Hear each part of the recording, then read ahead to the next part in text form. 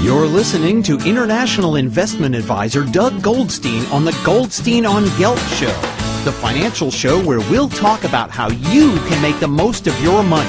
With all the confusing financial chatter bombarding you each and every day, Goldstein on Gelt will give you the practical information you want and need about living a financially stable life. Here's your host, money maven Doug Goldstein.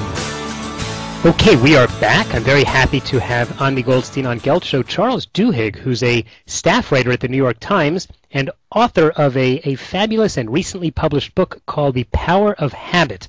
Charles, a pleasure to have you. Thanks for having me on. So why'd you write the book? Well, I became really interested in sort of the science of habit formation about a decade ago when I was a reporter in Iraq. I met an army major who had stopped riots from happening in a city named Kufa, which is about an hour away from Baghdad, by influencing whether food vendors were collecting in the plazas, because he had found that by removing all of the food vendors, you stopped crowds from developing a sufficient size that could lead to riots occurring. And when I asked him about this, he told me that basically that he had learned that sort of through the military that there's this really deep understanding of habits, whether it be individual habits or social habits or habits among crowds. And so when I got back to the U.S., I started researching it and thought it was just really interesting. So can people apply these skills to themselves, or is it really best done by your sergeant? Oh, no, absolutely. This is stuff that is most impactful, I think, when people are thinking about their lives. And at the root of what we've learned, and we're sort of living through this golden age of understanding the neurology of habit formation, at the root of this is this sort of basic insight that that habits have three components. There's a cue, which is like a trigger for the behavior to begin, and then the automatic behavior itself, and then finally a reward. And our brains latch on to these cues and rewards to form automatic behaviors, habits. But once you understand how to recognize those triggers and those rewards and how to play with them, you gain a real tool for changing your own habits. It's not just what Pavlov discovered with his dogs? No, the difference with sort of Pavlov is that, the dogs would just kind of respond automatically. Everyone knows the famous experiment that he'd ring the bell when he was feeding them, and eventually just ringing the bell would cause them to salivate. In the dog's case, though, they didn't have any real control over that behavior. It was just a learned relationship. The interesting thing about humans and about how the human brain works is that we have the ability to not only take control of these patterns by sort of understanding the cues and rewards that drive them, but even more importantly, simply deciding that something should be a reward makes it more rewarding to us. If you think about it, the first couple of times you got good grades in school, it's not as if there's any inborn, instinct to feel good when you get an A and feel bad when you get a D. Mm-hmm. But people decide to take sort of pride or define themselves out of how well they do academically, and that has a neurological impact on changing our reaction when we experience that activity to giving us a reward from it. So is it really ultimately about a reward? The reward is incredibly important because the reward drives how a part of our brain known as the basal ganglia sort of programs automatic behaviors into our daily routines. Basically, whenever we get a reward, and this is sort of an evolutionary instinct, whenever we get a reward, our brain says, let's do more of that thing that delivered a reward. And if we can pair certain behaviors with rewards in a consistent way and find cues that help us recognize those, then those behaviors become more and more automatic until they feel somewhat effortless. And at that point, they've become a habit. So what about the case then where people do things habitually that the opposite? It's not a reward, but it somehow hurts them. Well, it's not a habit then. It's interesting because even things that we think of as being hurtful oftentimes contain rewards. So take, for instance, nail biting, which is one of the most studied habits. The reason why many people bite their nails is because they're either bored or they feel a sense of anxiety. That's the cue that triggers this behavior. And then they bite their nails, and it causes this small, brief burst of kind of, pain, right? When you're biting your nail down to the quick, it sort of hurts a little bit. We would think of that as a punishment, not as a reward. But actually for people who are nail biters, that brief burst of pain tends to overwhelm, just for a microsecond, that sense of boredom or that sense of anxiety. And that's enough of a relief of tension to be a reward for your basal ganglia and to make that behavior a habit. That's why, even though it's kind of painful to bite your nails, people develop a habit for doing it, is because it delivers some type of reward, even if they're not fully conscious of what it is. Wow. Okay. I never really thought the feeling would be a reward. There are some people that have habits, and there are some people that we would say just maybe are strange, or they have weird personality traits. But a lot of times you might think that they develop those traits as some sort of habit. Can you differentiate between the two?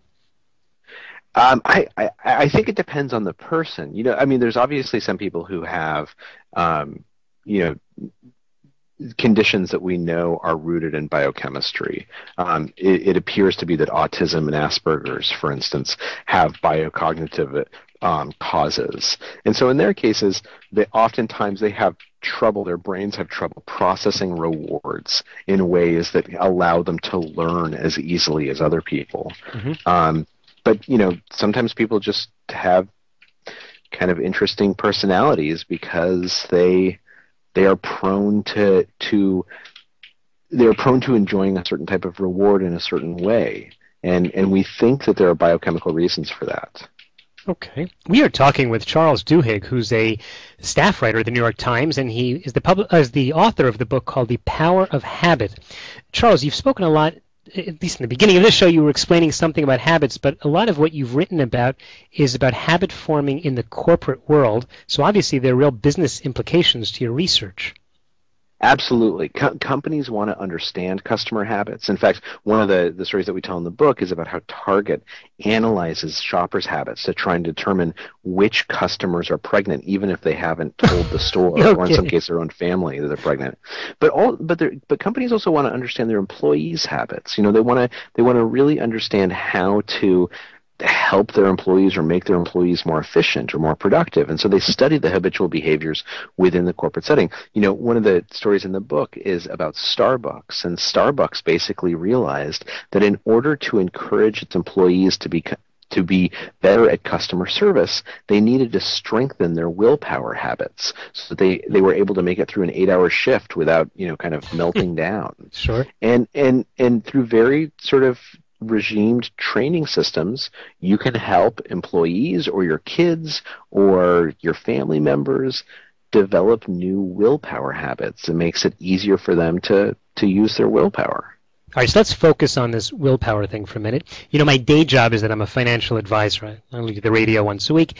And as a financial advisor, I do financial planning and investment advising for people.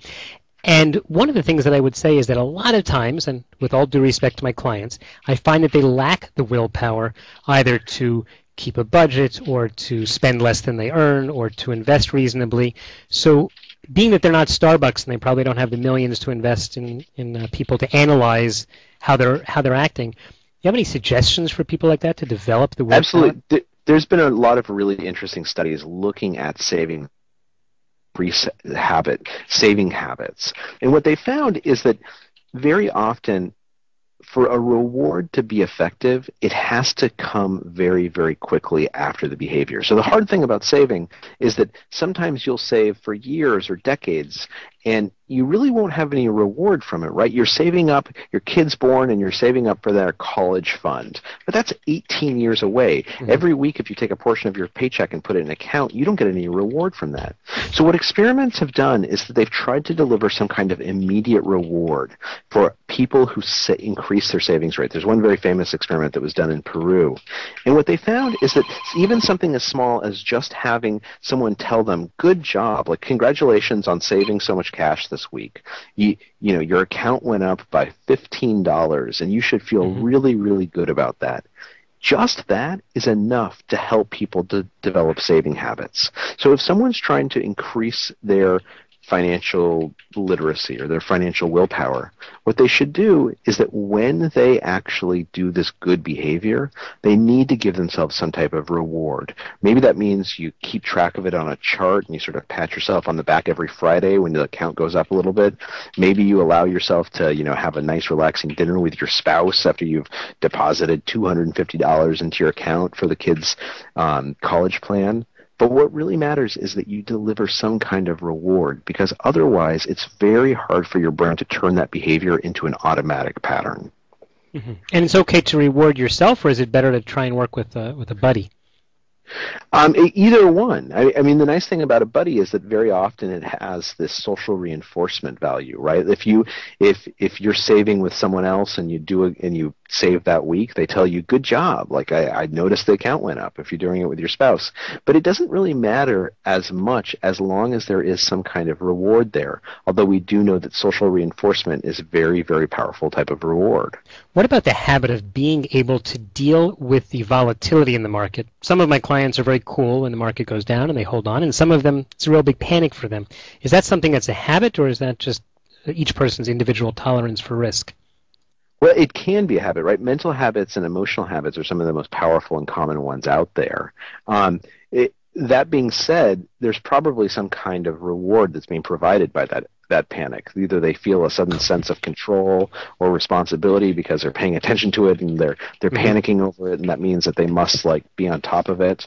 And so I think the key is that you just have to choose deliberately what kind of your own behaviors are you assigning reward value to. When someone explains to them, look, if you get panicked every time the market goes up and down, that's going to be correlated with negative returns, which we know that it is, right? That people who sort of are slow and steady do better, and help them learn to reward themselves for feeling good for not paying attention to the market every single day, then eventually, and this is according to studies, that begins filtering into how they assign rewards to their own behaviors and influences how they behave. So are some people more prone to being able to follow or create good habits or follow them than others? Yeah, well, what we do know is that there seems to be some either genetic or neurological, chemical reasons why some people are more adept initially at developing new habits. But what all the research shows is that the more that people practice it, the better they get regardless of where they are on the spectrum. I mean, there's this huge impact to being able to tell people, look, this is how you influence a habit. And that's what the book does. It says, this is how you identify cues. This is how you identify rewards. We know from all the studies that simply giving people that tool set increases their ability to influence their own habits. And more importantly, that once you start doing this, once it becomes a learned behavior, it tends to cascade and have more and more impacts on your life. So some people might be better at it at first, but everyone gets better at it as they practice.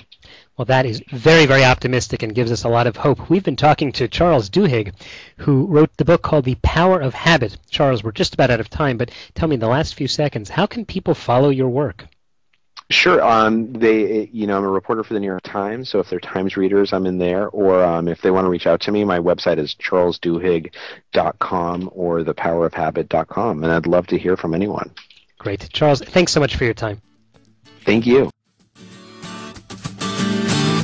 You've been listening to the Goldstein on Gelt Show with money maven Doug Goldstein. Doug's weekly radio show is heard around the world, but if you miss it, you can download the podcast at www.goldsteinongelt.com. The Goldstein on Gelt Show gives you up-to-date financial ideas so you can get on the path to financial freedom.